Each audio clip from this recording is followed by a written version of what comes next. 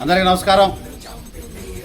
అంబటి రాంబాబు గారు ముఖ్యమంత్రి చంద్రబాబు గారిపై వాడిన భాషా పదజాలం సభ్య సమాజం తలదించుకునేటట్టుగా ఉంది.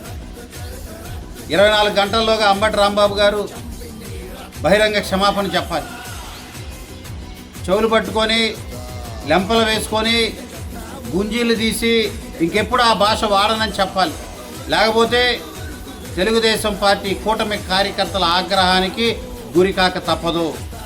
ఏం చేయాలనుకుంటున్నారు?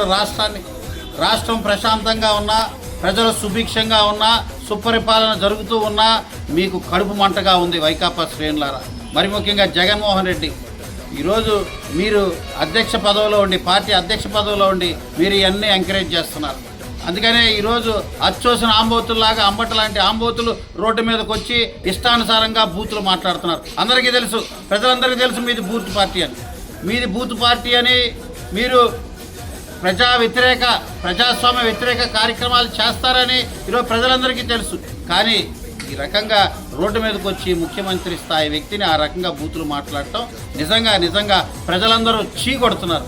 ఏ రకంగా మీరు ఈ రకమైన బూతులు మాట్లాడి మళ్ళీ ప్రజల్లోకి వెళ్ళి ఓట్లు అడుగుతారు? రేపు స్థానిక సంస్థలు కానీ ఇతర ఎన్నికల్లో ఏ రకంగా మీరు తలెత్తుకొని వస్తారో నాకు అర్థం కావట్లా. కానీ ఒకటే నేను డిమాండ్ చేస్తున్నా, అంబటి రాంబాబు బుద్ధి తెచ్చుకొని 24 గంటల్లోగా చంద్రబాబు గారికి క్షమాపణ చెప్పాలి. లేకపోతే కూటమి కార్యకర్తల ఆగ్రహానికి గురికాక తప్పదు అని కూడా తెలియజేస్తున్నాను. నమస్కారం.